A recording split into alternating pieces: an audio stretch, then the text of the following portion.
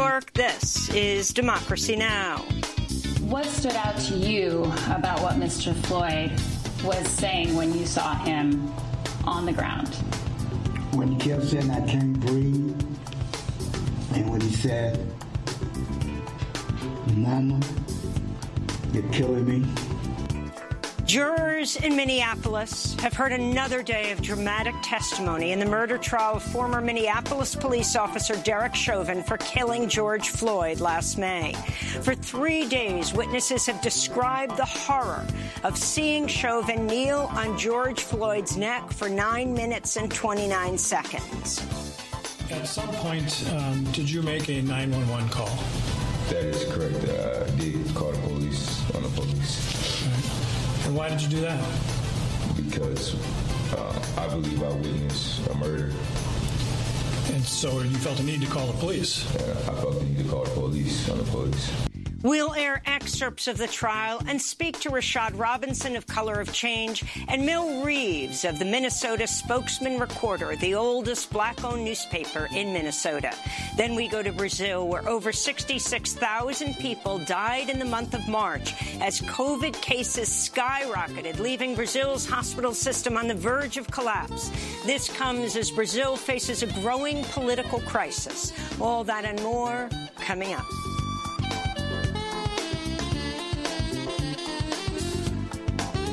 Welcome to Democracy Now!, democracynow.org, The Quarantine Report. I'm Amy Goodman. Jurors in Minneapolis have heard another day of dramatic testimony in the trial of former police officer Derek Chauvin, who's on trial for killing George Floyd last May by kneeling on his neck for 9 minutes and 29 seconds. One of the most dramatic moments of the trial Wednesday occurred when Charles McMillian, who witnessed George Floyd's death last year, re-watched the police body cam clip of George Floyd begging for his life after he was handcuffed by police. McMillian broke down in tears and was unable to speak for several moments. Jurors were also shown police body cam footage of the bystanders who attempted to save George Floyd's life as Officer Chauvin kneeled on his neck. After headlines, we'll air clips from the murder trial and go to Minneapolis for the latest on the police killing of George Floyd. In California, 4 people were killed and a 5th seriously wounded Wednesday evening when a gunman opened fire on an Orange County office complex. A child was among the dead. Police say the gunman was wounded during an exchange of fire with officers and taken into custody. Wednesday's massacre follows recent mass shootings at 3 Atlanta spas that killed 8 people, including 6 Asian women, and a killing spree at a Boulder, Colorado supermarket that killed 10. President Joe Biden's defending his $2.3 trillion jobs and infrastructure plan against progressive critics who say it doesn't go nearly far enough toward combating climate change. Biden promoted his plan during a trip to Pittsburgh Wednesday. It's not a plan that tinkers around the edges. It's a once-in-a-generation investment in America, unlike anything we've seen or done since we built the interstate highway system and the space race decades ago. Biden's plan includes hundreds of billions of dollars for investments in energy-efficient buildings, electric vehicles, better public transit, and R&D into new technologies to combat the climate crisis. In response, the youth-led Sunrise Movement called on lawmakers to support Biden's infrastructure plan as a step towards a Green New Deal, but added in a tweet, quote, "Joe Biden, this is unacceptable. Your proposal needs to include at least $10 trillion on infrastructure if you want to meet the scale of this moment," unquote. The United States recorded more than 67,000 new coronavirus infections Wednesday and over 1,000 deaths. COVID-19 cases are continuing to rise in a majority of states despite one of the world's fastest vaccine rollouts. On Wednesday, conservative justices on Wisconsin's Supreme Court struck down a statewide mask mandate ordered by Democratic Governor Tony Evers. Pfizer says its COVID-19 vaccine provides protection for at least 6 months after a second dose. CDC Director Dr. Rochelle Walensky said Wednesday, vaccinated people do not appear to be able to carry or transmit the coronavirus to others. Meanwhile, Johnson & Johnson says 15 million doses of its COVID-19 vaccine were contaminated and will have to be thrown out, delaying shipments of J&J's one-dose vaccine across the United States. The company blamed human error at an Emergent Biosolutions manufacturing plant in Baltimore, Maryland. In Brazil, cemeteries around the city of Sao Paulo are holding funerals into the night to handle a record surge of coronavirus deaths. About 66,000 Brazilians died of COVID-19 in March, with epidemiologists warning the worst is yet to come. In India, public health officials are warning a Hindu religious festival in the Ganges River city of Haridwar will become a massive super-spreader event. More than 1 million people a day are expected to pack the festival despite a recent massive surge of COVID-19 cases across India. Turkey's reimposed weekend lockdowns and will limit gatherings during the upcoming holy month of Ramadan amidst a third wave of coronavirus cases. French President Emmanuel Macron has ordered a third nationwide lockdown, with schools ordered shut for 3 weeks. In the UK, health officials say half the population now has antibodies against COVID-19, either from an infection or vaccination. Britain has one of the world's fastest vaccine rollouts. Meanwhile, Yemen received its first shipment of 360,000 COVID-19 vaccine doses Wednesday. Officially, Yemen has recorded 4,000 coronavirus cases and less than 900 deaths, but doctors say a silent surge is underway. Yemen is experiencing the world's worst humanitarian crisis more than 6 years after the start of the U.S.-backed Saudi-led war. This is a doctor at a COVID-19 treatment center in Aden. The center is overwhelmed. We need oxygen and to expand intensive care across all provinces. The two most important things is funding and more staff. We need more staff because the rise in cases is not normal. The World Resources Institute is warning global deforestation jumped 12% last year in a blow to efforts to reduce carbon in the atmosphere. The group estimates about 10 million acres of tropical forest were destroyed in 2020. That's an area roughly the size of Switzerland. Most of the destruction occurred in the Amazon rainforest in Brazil. Deforestation also spiked in Cameroon and Colombia. A federal court in New York has sentenced Tony Hernandez, the brother of the Honduran president Juan Orlando Hernandez, to life in prison for drug trafficking. Tony Hernandez, a former member of Congress in Honduras, was convicted in 2019 on wide-ranging charges, including massive bribing schemes. U.S. prosecutors say he was also involved in at least 2 murders and that Honduran President Juan Orlando Hernandez was a co-conspirator in the, quote, state-sponsored drug trafficking.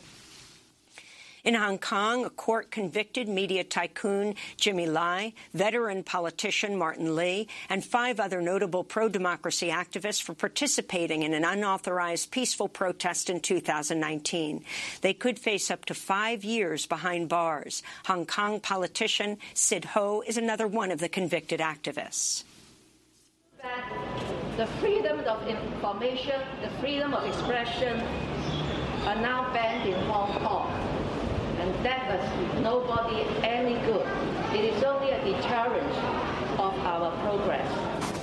Here in the United States, the Biden administration has reaffirmed the position taken by the Trump administration that Hong Kong is no longer autonomous from China and should not benefit from preferential trade terms. In media news, the BBC's China correspondent John Sudworth has left Beijing for Taiwan after describing increasing threats, surveillance and obstruction from Chinese authorities. Sudworth has won awards for his reporting on the plight of the Uyghur population in Xinjiang. In California, federal authorities have charged a man, Jose Cruz Noguez, with smuggling related to the deadly crash that killed 13 Mexican and Guatemala nationals near the U.S.-Mexico border last month. The Pentagon has officially reversed the Trump administration's ban on transgender people serving in the military. The new policies will allow soldiers and officers to serve according to their self-identified gender. Microsoft has won a Pentagon contract worth nearly $22 billion to produce 120,000 augmented reality headsets for U.S. Army soldiers. Microsoft's HoloLens headsets were first developed for video gamers, combining virtual images with real-world views. The headsets provide a real-time heads-up display that uses artificial intelligence to suggest targets for soldiers' weapons. In 2019, more than 100 Microsoft engineers wrote in an open letter, quote, "We are alarmed that Microsoft is working to provide weapons technology to the U.S. military, helping one country's government increase lethality using tools we built. We did not sign up to develop weapons, and we demand a say in how our work is used," unquote. New York Governor Andrew Cuomo has signed a bill barring jails and prisons from holding people in solitary confinement for more than 15 consecutive days. It also prohibits solitary confinement for children and people with disabilities. The new law is set to take effect in 2022. Virginia Democratic Governor Ralph Northam signed major voting rights legislation Wednesday, expanding access to the ballot box and enshrining protections against voter suppression, discrimination, and intimidation. The move comes amidst ongoing Republican voter suppression efforts around the country and 8 years after the Supreme Court gutted the landmark 1965 Voting Rights Act. Over 70 black executives signed an open letter calling on companies to speak out against dozens of voter suppression bills like the one passed in Georgia last week. Published as a full-page ad in the New York Times, the business leaders write, quote, "When it comes to protecting the rights of all Americans to vote, there can be no middle ground." President Biden says he would strongly support MLB, that's Major League Baseball players, if they decide to move the upcoming All-Star game from Atlanta to protest Georgia's new voter suppression laws. Meanwhile, the CEOs for Delta Airlines and Coca-Cola finally came out in opposition to Georgia's clampdown on voting rights nearly a week after the legislation was signed and amidst mounting public scrutiny and threats to boycott the Atlanta-based companies over their inaction. And in Texas, the Criminal Appeals Court has agreed to review the case of Crystal Mason, a black resident and mother who was sentenced to 5 years in prison for filling out a provisional ballot in 2016. Mason had no idea she was not allowed to vote due to her criminal record, and her ballot was never counted. She spoke with Democracy Now! In 2018. I just feel right now that the system failed me. You get out, you rehabilitate yourself, you get a good job, you go to school, you graduate from school, you're doing everything right. So why would I go and vote to go back to prison? Why would I do something like that to lose my kids again, to start all over again? You can see the full interview at democracynow.org. And those are some of the headlines. This is Democracy Now!, democracynow.org, The Quarantine Report. I'm Amy Goodman in New York, joined by my co-host, Nermeen Sheikh. Hi, Nermeen. Hello, Amy, and welcome to our listeners and viewers across the country and around the world. Well, jurors in Minneapolis have heard another day of dramatic testimony in the trial of former Minneapolis police officer Derek Chauvin, who's on trial for killing George Floyd last May by kneeling on his neck for 9 minutes and 29 seconds. Chauvin, who is white, is charged with second- and third-degree murder as well as manslaughter for killing George Floyd, a 46-year-old black father. Floyd's death sparked international protests calling for racial justice. Floyd's arrest and death on May 25th last year occurred after the Cup Foods convenience store called the police, accusing Floyd of using a counterfeit $20 bill. To this day, it's not known if Floyd even knew he'd used a counterfeit money. Moments after police arrived at the scene, Officer Thomas Lane pointed a gun at Floyd and then pulled him out of a parked car, cursing at him.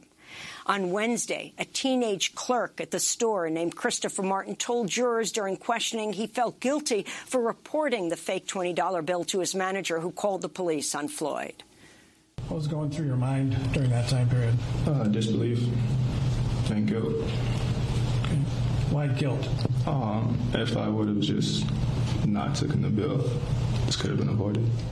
One of the most moving moments of the trial came Wednesday when Charles McMillan, who also witnessed George Floyd's death, rewatched a police body cam clip of George Floyd begging for his life after he was handcuffed by police. A warning to our audience, this clip contains graphic video of police violence. I can't breathe. I can't breathe. Thank you. I can't breathe. Stop moving. Mama. Mama. Yeah, Mama. Mama. One of the front couches. Mama. On my right side back. Mama. Mama.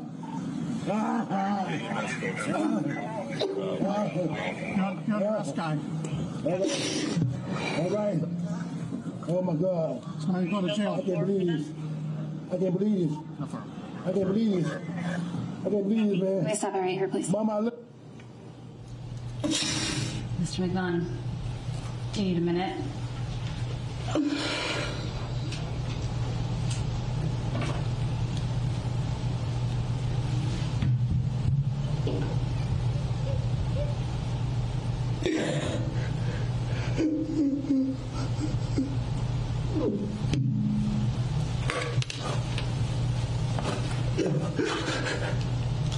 Oh my God. So when you're ready.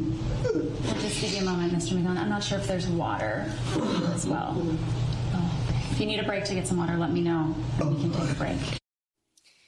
After the break, the 61-year-old African-American bystander, Charles McMillan, returned to be questioned about what he saw when police killed George Floyd. What stood out to you about what Mr. Floyd was saying when you saw him on the ground? When he kept saying, I can't breathe, and when he said, Mama, you're killing me. During the trial Wednesday, jurors also heard a recording of Charles McMillan approaching Officer Derek Chauvin moments after George Floyd's limp body was put in an ambulance.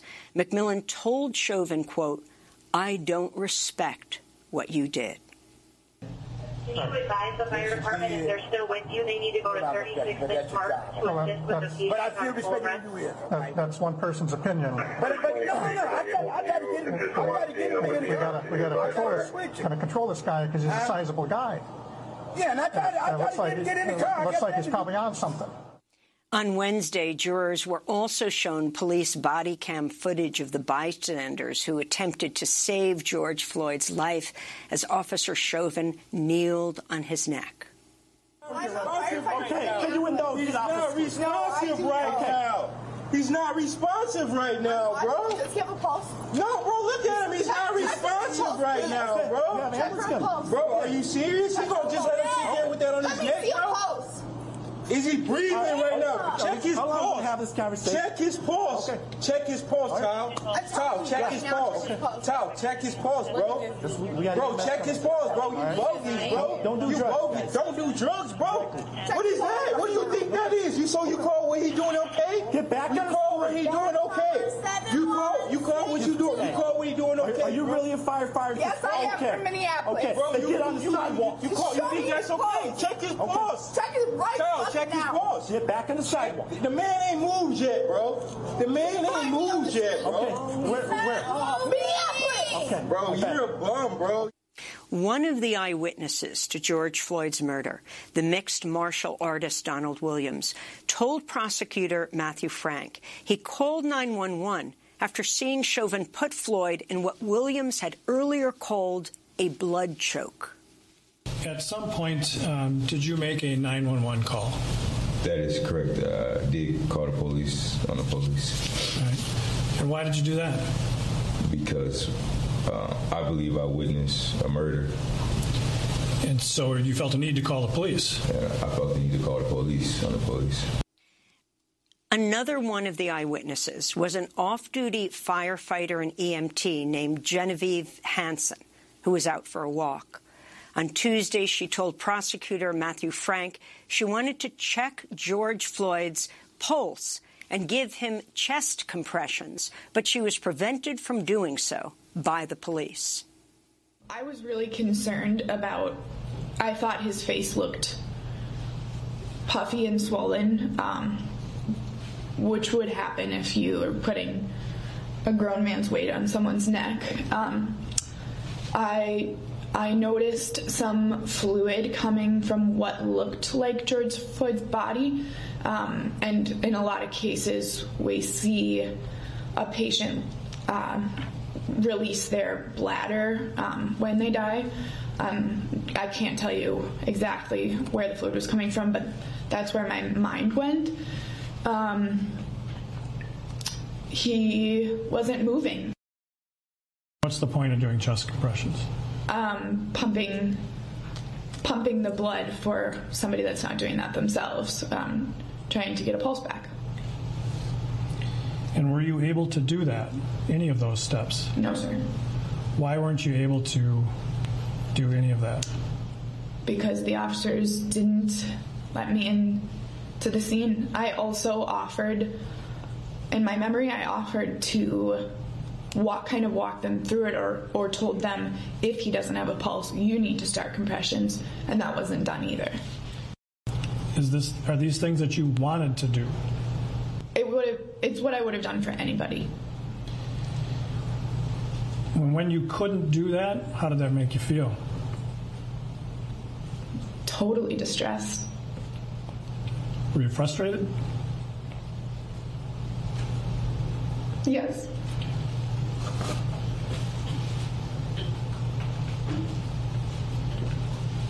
Ms. Hanson, as I told you, we can take our time, so feel free to just take a minute. And if you need a drink of water, go ahead.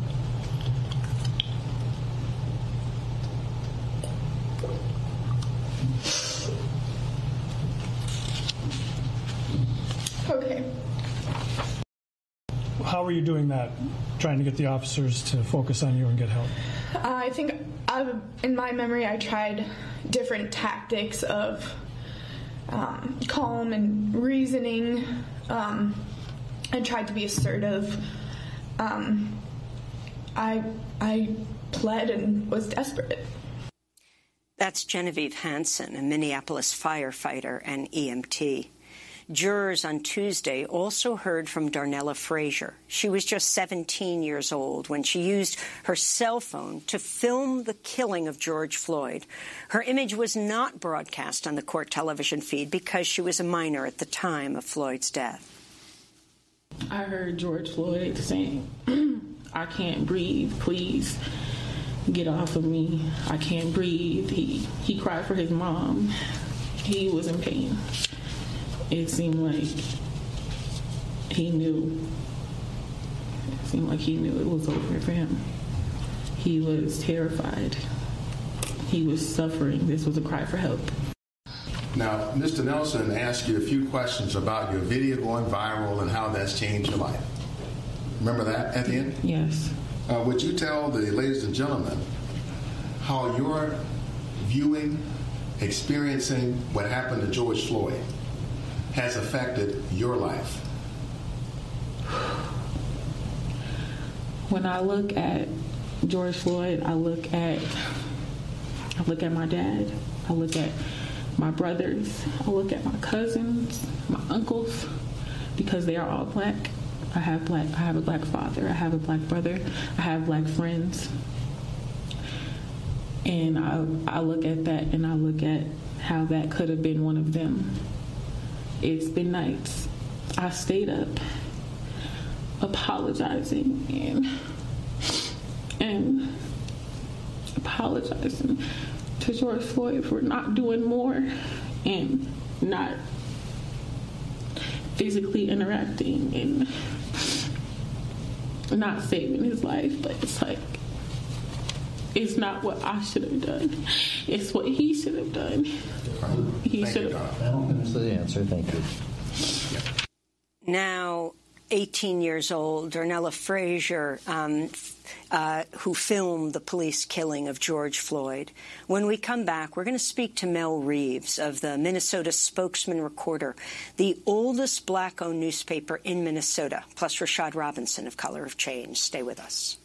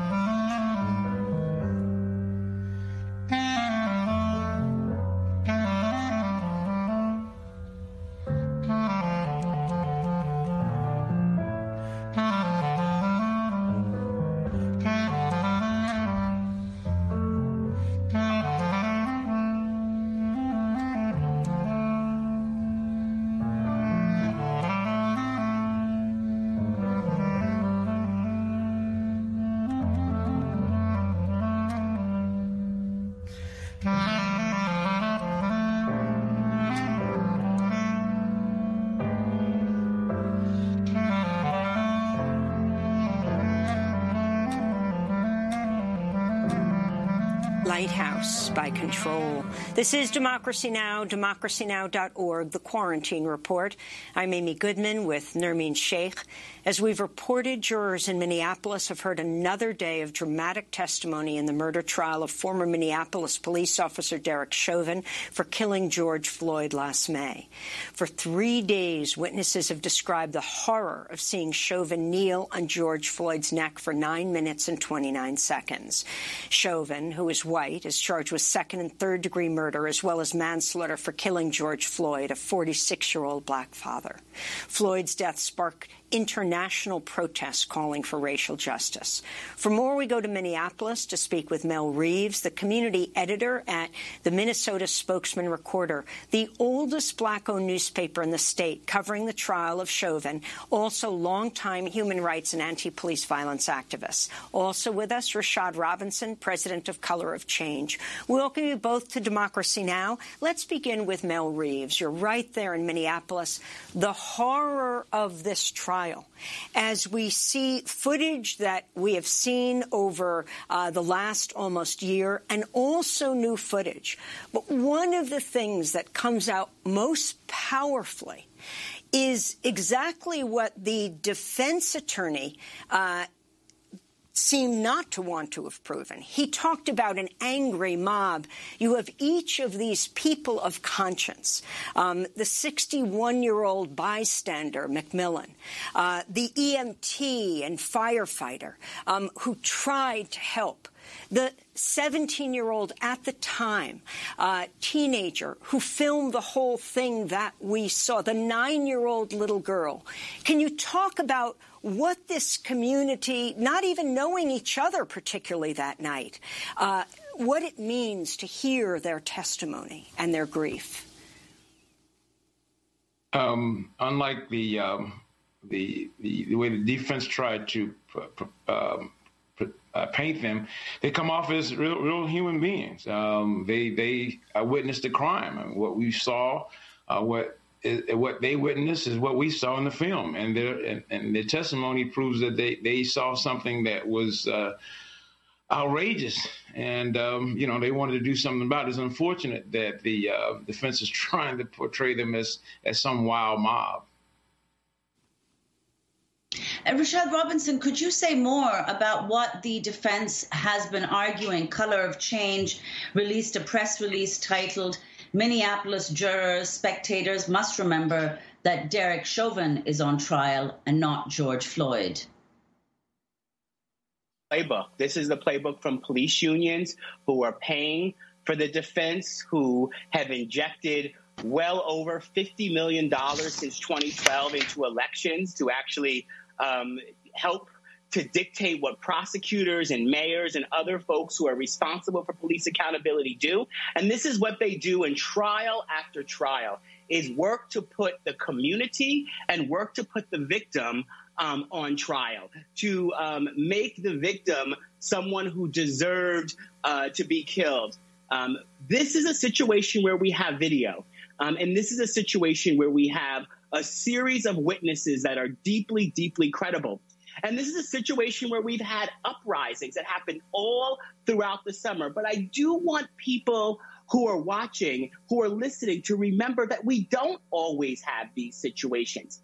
And that should not be the prerequisite for whether or not we have a system that provides justice, or we even have a situation where we think justice could be possible. But that is what the defense is doing, because it is a playbook that actually sort of draws on all of the deep levels of racism, all of the ways in which the system is not broken, but is operating exactly the way it was designed, to let police officers off and to put Black people on trial, regardless of whether we are victim or perpetrator. Mel Reeves, could you respond to what Rashad said and also elaborate on the concerns you've expressed about the jury selection process?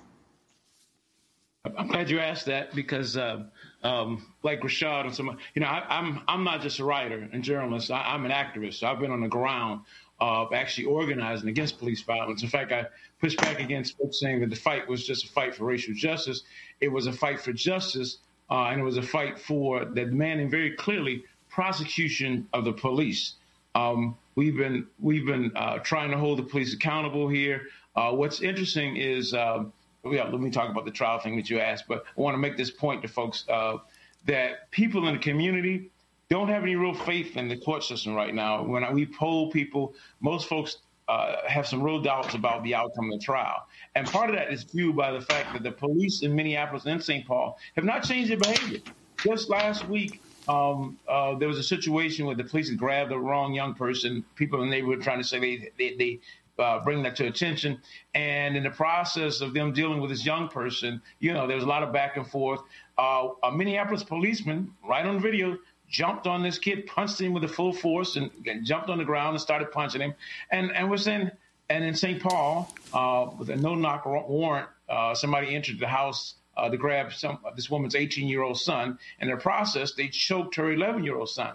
And so the question is, why would this continue in this environment, right? And so what we're starting to suspect is that on some level here, that the police are provoking our folks. But getting back to your original question, we wrote about this, and we're trying to do a day-by-day journal in our paper, Spokesman Recorder. I wrote about the fact that even the system of juries, even the court process is biased. The juror number 76, we keep referring to him as 76, is a black man from South Minneapolis. He had experienced police harassment. In fact, he said at one point during his voir dire that in his neighborhood, whenever a black person was killed, the police would ride down the street playing "Another One Bites the Dust" and attempting to antagonize the community. So the question is, and so he was rejected, even though, like all the other jurors, especially the white jurors, he was able to say to the judge that, yes, I think I can be fair and impartial. And our question was, well, why did not the court system, remember, the prosecution did not find him acceptable, as well as the defense, nor the judge, right? So the system said that a black man with a lived African-American experience did not qualify for the jury. So it raises questions about, what do they really want on this jury? Remember, we have 4 people on the jury who have either relatives or friends that are policemen. So it makes you wonder, like I've said to people all the time who say, well, can Derek Chauvin get a fair trial? Derek Chauvin's getting a much fairer trial than either you or I would. I wanted to ask you about this gathering of eyewitnesses, going back to that point, Mel, people who did not know each other, and how incredibly restrained they were. I mean, they were saying he is not breathing. You have the EMT saying, let me take his pulse, or at least you take his pulse. But what you also see is, for the first time, you hear the police officers speaking. You hear Chauvin's voice afterwards. When Mr. McMillan says to him that he doesn't respect him, why did he do that? You hear how controlled Chauvin is, clearly not upset. This is as the body is taken away. And you see Lane at the beginning, Officer Lane. I mean, the charge was, at least the call they got, was that a counterfeit bill was passed. Not at all clear that Floyd knew that $20 wasn't real. And that he pulls a gun on him immediately, cursing him out, saying effing this and effing that, which is, of course, Floyd responds, please don't kill me. But this level of enormous pressure from the beginning that we're seeing in these videos. You didn't finish for the question, but I'll take off from there. What you said sounded like you read our update from yesterday. If you go to spokesrecorder.com, you'll see the update I wrote. And that was the point that I raised as well, that on some level, what you saw was a microcosm of U.S. policing, of how police operate when they run into black folks. If you notice, he pulled a gun on him right away. Initially when I saw it, I thought, well, maybe George Floyd was acting a little irrationally. But on second thought and looking at it again, it made sense that he might have been nervous and paranoid. It makes sense for a black man in the U.S. to be nervous when the police. In fact, it makes sense even for a brown person or even a white working class on some level, and especially if somebody pulls a gun on you. I thought you're right. It was odd that Chauvin had just killed a man and he walked away with little affect.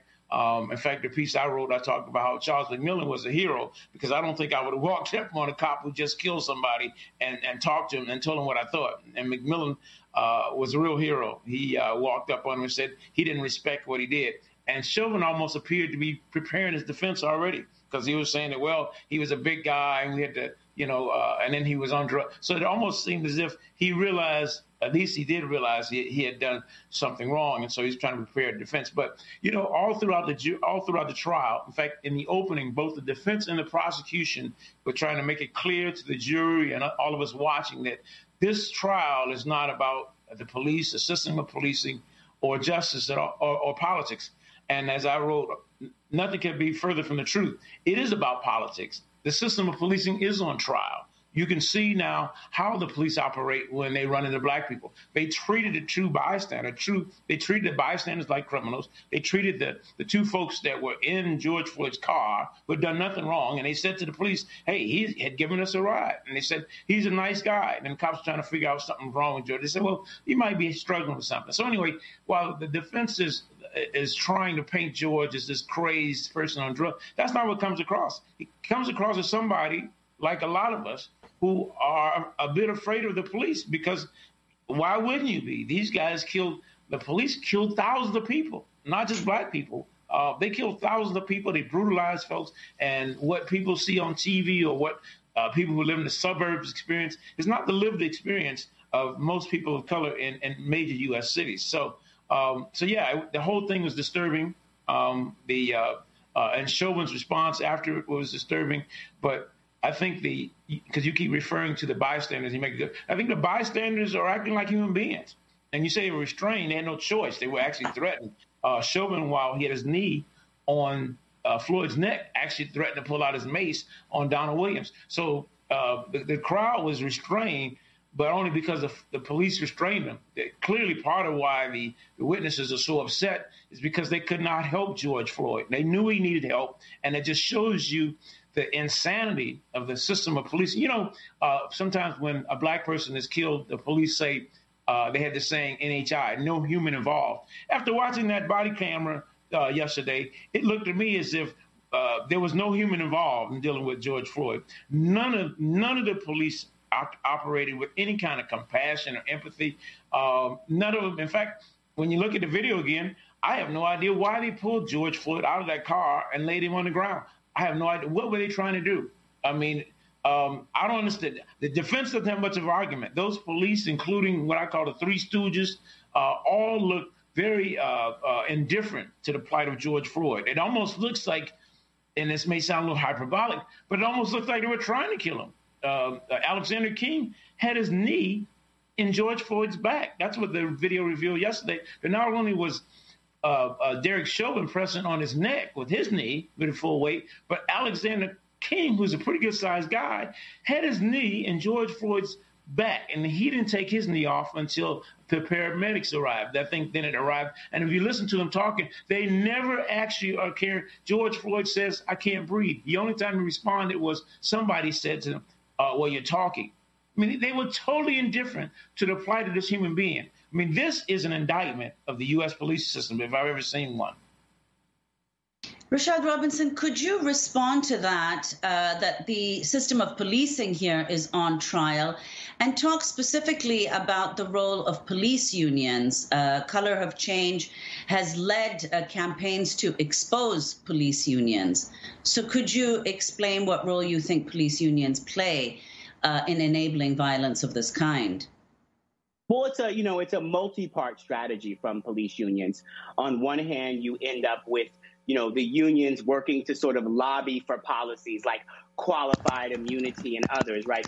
Qualified immunity was just sort of outlawed in New York City, but around the country, what that actually means is that police officers are not civilly liable for anything that they do on the job. And then what that amounts to is that police unions can build up these sort of big funds to pay for the legal defense of someone like Chauvin and police officers around the country, and they never have to raise money to actually deal with civil defense. And so they're only dealing with a really small level of liability. Police officers can treat our communities like enemy combatants and be able to sort of continue to go on with their job. They also go about, making sure that if police officers are fired for something, that they can get jobs in other cities and that they are shielded, right?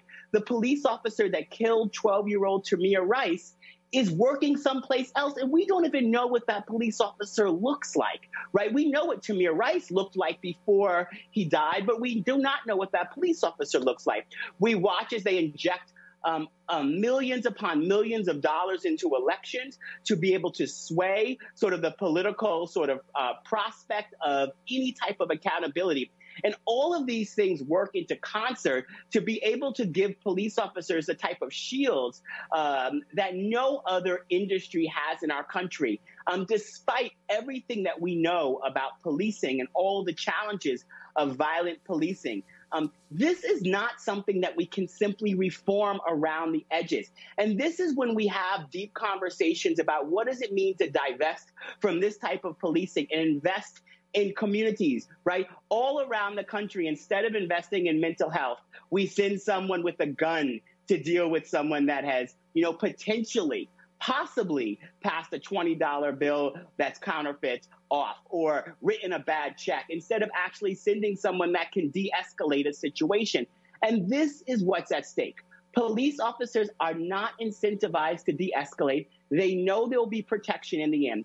And one quick story that really animates all of this is back in 2016, I was at a meeting at the White House with President Obama and a number of other leaders from civil rights, mayors, police chiefs, folks from the police unions. It was shortly after Alton Sterling, Philando Castile, and the Dallas police officers were all killed.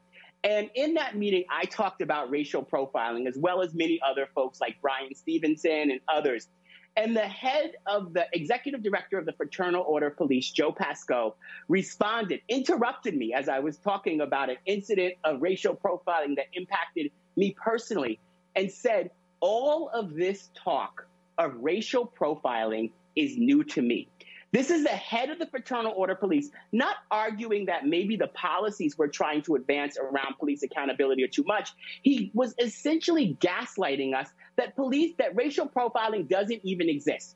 And so this is what we are up against in terms of these sort of institutions that have a tremendous amount of money, put it into basically protecting police at the expense of safety and justice for all of our communities. And so politicians who accept police union money can't come to the community another day and say that they support safety and justice, because what they are supporting is secret societies that are intent on protecting people who kill us and letting them off, helping them keep their pensions. Derek Chauvin, as a result of the work of the police union, will stand to capture well over $1 million in his pension. What kind of accountability is that? And what kind of system is that with the people that our tax dollars go to protect and serve us? are incentivized not to protect and serve us, but are incentivized to control us, to harm us. And they know at the end of the day that every sort of barrier we put in place to prevent any type of accountability along the way. I want to thank you both for being with us. And, of course, we're going to have you both back on. This is a trial that is expected to last several weeks. Rashad Robinson, president of Color of Change. And, Mel, we're going to link to your articles and the other articles in your newspaper. Mel Reeves, community editor at the Minnesota Spokesman Recorder, longtime human rights and anti-police violence activist. Next up, we go to Brazil, where over 66,000 people died in the month of March alone as COVID cases skyrocket and the hospital system is on the verge of collapse as the country continues to face a growing political crisis with the far-right President Bolsonaro. We'll go to Sao Paulo to speak with a Brazilian doctor who's coordinating Brazil's largest scientific COVID-19 task force. Stay with us.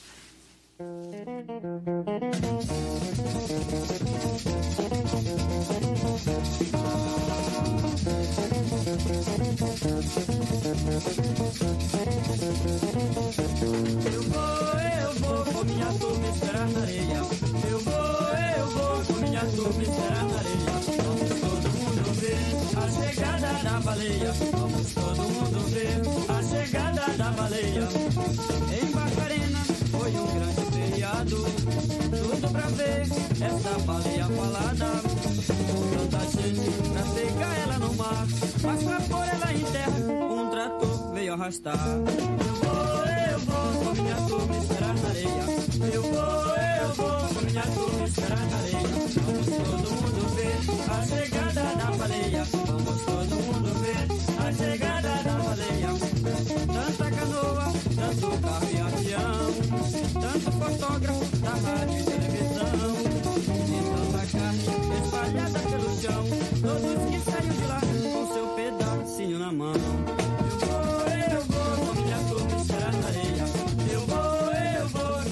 This is Democracy Now!, democracynow.org, the Quarantine Report. I'm Amy Goodman with Nermeen Sheikh as we turn to the mounting public health and political crisis in Brazil, which now accounts for about a quarter of all COVID-19 daily deaths worldwide, more than any other country. About 66,000 people died in the month of March as cases skyrocketed, leaving Brazil's hospital system on the verge of collapse. Brazil suffered a record close to 4,000 deaths in a single day Tuesday. Its overall death toll of more than 321,000 is surpassed only by the United States. This comes as far-right Brazilian President Jair Bolsonaro faces intense pressure to abandon his opposition to vaccines, lockdowns, and mask wearing. Brazil is also facing a major political crisis. Earlier this week, the heads of Brazil's Army, Navy, Air Force all quit in an unprecedented move, a day after Bolsonaro ousted his defense minister as part of a broader cabinet shakeup. For more, we go to Sao Paulo, Brazil, where we're joined by Dr. Miguel Nicolelas, professor of neurobiology at Duke University, former coordinator of the largest scientific COVID-19 task force in Brazil. Doctor, welcome to Democracy Now! Sao Paulo is suffering so horrendously right now, like the rest of Brazil. Can you describe what's happening? Oh, thank you very much for the invitation. It's a great pleasure to be with you guys today. Well, São Paulo is the epicenter of the Brazilian tragedy right now. It's like being a battlefield. Hospitals are full to capacity. The governor has tried to manage the crisis unsuccessfully. And today we, woke up with the news that cemeteries are filling up. And basically, you have the sense that you're in some sort of battlefield back in World War II. Because, supplies are running down. Doctors are basically at the limit what they can do right now. And there's very little hope at the end of the tunnel right now in Brazil. Dr. Nicolelas, could you explain, the role of the Bolsonaro administration, the steps that he's taken that have made the crisis as bad as it is? You've called him public enemy number one. Well, yeah, basically he has done nothing. Actually, he has played on the side of the virus down here in Brazil, because since the beginning, he downplayed the severity of the pandemic and was on TV, on social media, everywhere, talking, every day against any measure of social distancing, mask using, or even against vaccines.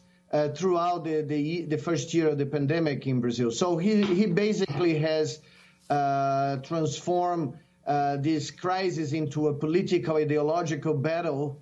And according to everyone that is involved in studying the pandemic and trying to see what happened with this crisis in Brazil, he is the main enemy of any attempt to control the pandemic in the country. And also, during the course of this 1 year of this pandemic, Brazil has had no less than 4 health ministers. But I want to ask about something that's very striking about the demographics of the people who've been worst affected by the virus in Brazil, namely that there are a lot of young people who are hospitalized and who are dying, which is quite different from what we've seen in most parts of the world. So could you explain what's happening? Why are so many young people getting sick and even dying? Yeah, well, during the first wave, we saw the pandemic being focused on people above 60, 65 years old. But since November last year, the demographics of now that we got from hospitals and from ICU analysis is that much younger people are being admitted to the hospitals and to the ICUs. And in fact, at the largest ICU facility in Brazil, here in São Paulo, the University of São Paulo, a hospital with more than 230 ICU beds, what you see now is that the age group more affected and the one that is dying the most is between 35 and 40 years old. This was a tremendous shock, and this was compounded by the discovery a couple weeks ago that Brazil is also suffering from an epidemic of premature deliveries. So pregnant women are being infected at a record rates down here. It's leading to premature deliveries and babies that need to go to ICUs all over the country. So for the first time in history, we are seeing ICUs for babies, newborn babies, completely full in Brasilia, in states in the southern part of Brazil. So we have seen a dramatic shift in these demographics, and some people are blaming the new variant. Others are saying that more young people are violating the isolation rules that have been imposed in many states in Brazil. So it's basically a combination of both factors, I think. Dr. Miguel Nicolelas, earlier this week, 6 cabinet ministers resigned, including the foreign minister, who some considered the worst foreign minister in Brazil's history. Many blamed him for failing to get enough vaccines by compromising ties with China, with Russia, and India. Can you talk about the significance of this and how it is that Brazil, that really was a testing site, right, a place where clinical trials were performed a lot, has so much difficulty getting vaccines? Yeah, this is a crisis that has been created by many fatal mistakes by the Bolsonaro government. And the foreign secretary was one of the worst in the cabinet, and certainly the worst foreign secretary that Brazil has ever had, probably since imperial times in the 19th century. What happened on Monday was unprecedented. The only episode that is close, but not even close, is back in 1977 when the general in charge of the military junta that was governing Brazil fired the defense minister who was plotting a coup d'etat. And that was a very particular night in Brazil in 1977, but never in Brazilian history. The heads of the Army, Air Force, and Navy were fired on the same day. This was a shock. And for 48 hours down here, we are not sure whether there was a sort of a coup being plotted and put in place by Bolsonaro. So the armed forces have now strongly denied that they, want to support any adventure in that direction, and in fact have rebutted the president by saying that they will always follow the Constitution. But in a country that has suffered a coup d'etat in 1964 that lasted 21 years, a military coup d'etat, every Brazilian remembers the disaster and the death toll of that period in the country. So this is the anniversary. Yes, and this was exactly on the day of the anniversary of that coup d'etat. So you can imagine how people were feeling for these 2 days here. And yesterday, the tension reached a very high level until the new defense minister announced the new heads of the Army, Air Force, and Navy, and it's still unclear what is going to unfold in the next few days. And Dr. Nicoleles, you've talked now about the role of the administration, various members of Bolsonaro's administration that have led to problems, to say the least, with the handling of the pandemic. And I'd like to ask more about the rate and scale of vaccination there. The news just emerged yesterday that one of the vaccines that Brazil had ordered 20 million doses of, that's the COVAX and COVID-19 vaccine developed by India's Bharat Biotech company, that those 20 million doses, the health regulator in Brazil has said that vaccine doesn't meet Brazil's manufacturing standards. Could you explain what happened and what vaccines Brazil has access to? Well, right now, the vaccination rollout has been a total disaster.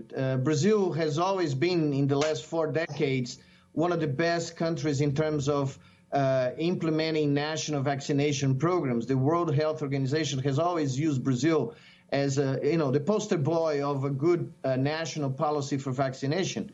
At this moment, Brazil has vaccinated with one dose about 8% of the population, as, about 17.8 million doses, which is way below the target of the national immunization program that was unfolded in December.